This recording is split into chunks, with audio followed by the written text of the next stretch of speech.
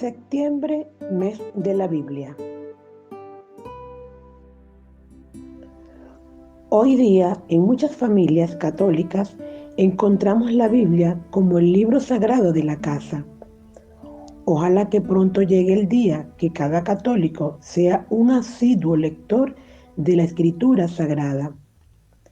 En nuestro caso, nos estamos refiriendo a la Biblia católica, la única y verdadera Biblia de Jesús. Pero muchos que comienzan a leerla después de algunos capítulos la dejan de lado por no comprender casi nada. Dicen que leer la Biblia les resulta difícil. Es un libro tan largo y a veces difícil, especialmente para uno que sabe poca historia y poca geografía y no tiene costumbre de ubicar lo que lee en su propio contexto. También se da el caso de católicos que comienzan a leer la Biblia y se dejan llevar por interpretaciones parciales, caprichosas y fanáticas, que poco a poco lo llevan a uno a adherir por mero sentimentalismo a algunas de las muchas sectas bíblicas ya existentes, apartándose por ignorancia de la Iglesia Católica. Y no faltan los que quieren leer toda la Biblia sin alguna explicación, o toman la Biblia como un juego de naipes, abriendo el libro al azar, o saltando por aquí o por allá, y piensan que Dios automáticamente les comienza a hablar. Es un riesgo muy grande, es como jugar a la suerte. Para evitar estos peligros no basta leer la Biblia con fe y devoción. Hay que juntar la fe, la oración y la devoción con el estudio. Leer la Biblia sin una adecuada preparación es tentar a Dios. Hay que prepararse para leerla. Si no, puede suceder cualquier cosa. La historia de nuestra fe es así. Es por esta razón que Gotas de Misericordia quiere llevar durante todo el mes de septiembre, que es el mes de la Biblia, un enriquecido material que, guiados por el Espíritu Santo y la Virgen María, nos ayudará día a día llevar una presentación diaria que les ayudará a indicarles algunos consejos prácticos para comenzar el estudio de la Biblia. Hoy, 1 de septiembre, iniciaremos con el tema el Pentateuco. Para los que desconocen el término, Pentateuco es la clave para entender toda la Biblia, pues presenta los inicios de la revelación de Dios al pueblo elegido, y en él encontramos las primeras vivencias y reflexiones sobre el plan de amor de Dios con la humanidad. ¿Alguna vez te has preguntado cómo sabemos tantas cosas de Dios? La Biblia contiene todo lo que Dios nos reveló de sí mismo a través de su relación con el pueblo de Israel y los primeros cristianos. Al leer la Biblia, vemos cómo se comunica Dios con su pueblo y las respuestas de éste, como dos protagonistas de una historia que se conocen cada vez más al hablar y actuar juntos. En los primeros 5 libros bíblicos, o sea, el Pentateuco, Dios nos muestra su plan para la humanidad. Quiere salvarnos del pecado y unirse con nosotros en sincera amistad. Pentateuco significa 5 rollos, del griego pente, 5, y teuchos, rollos. Está formado por los 5 primeros libros del Antiguo Testamento. Génesis, libro de los orígenes. Éxodo, libro de la salida de Egipto. Levítico, libro de los levitas, sacerdotes de la tribu de Leví. Números, libro de los censos del pueblo de Israel. Deuteronomio, libro de la segunda ley.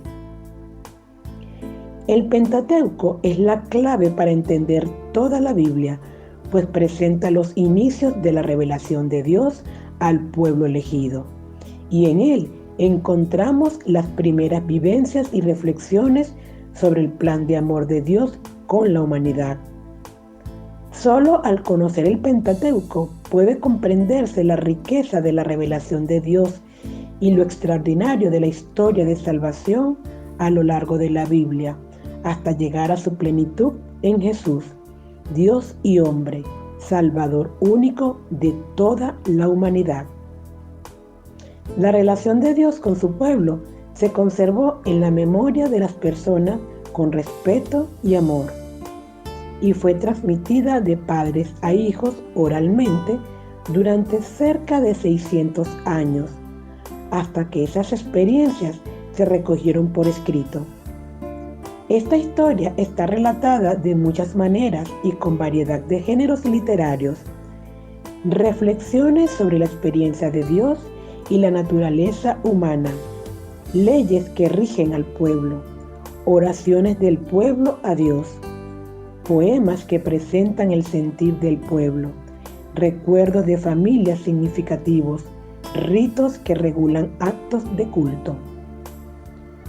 La última redacción del Pentateuco se apoyó en las tradiciones de 4 grupos de personas que se relacionaban con Dios de distinta manera. Como cada tradición muestra aspectos muy bellos de Dios, los redactores finales decidieron unir las 4, pues todas eran consideradas inspiradas. A cada tradición oral o fuente de conocimiento de Dios se le dio un nombre, como si tuviera un solo autor. La tradición yavista llama a Dios Yahvé a través del manuscrito y se representa con una J. Se inicia en los siglos 9 y 8 a.C. Pertenece al sur de Palestina y se centra en el reino de Judá. Subraya la cercanía de Dios con la humanidad y lo describe en términos antropomórficos del griego antropos, hombre, y morfe, forma, es decir, presenta a Dios actuando y reaccionando como persona humana. La tradición eloísta da a Dios el nombre de Elohim y se representa con una E. Se inicia al mismo tiempo que la yavista, en la que fue integrada alrededor del 715 a.C. Surge en el Reino del Norte o Reino de Israel y habla del profetismo, la fuerza de la moral y el peligro de la idolatría. Muestra a un Dios que habla en sueños y con símbolos como la zarza. La tradición deuteronomista tiene un estilo insistente y se representa con una D. Fue escrita en el siglo 7 a.C. Insiste en la acción de Dios y la necesidad de una respuesta personal y comunitaria. Se basa en las tradiciones anteriores.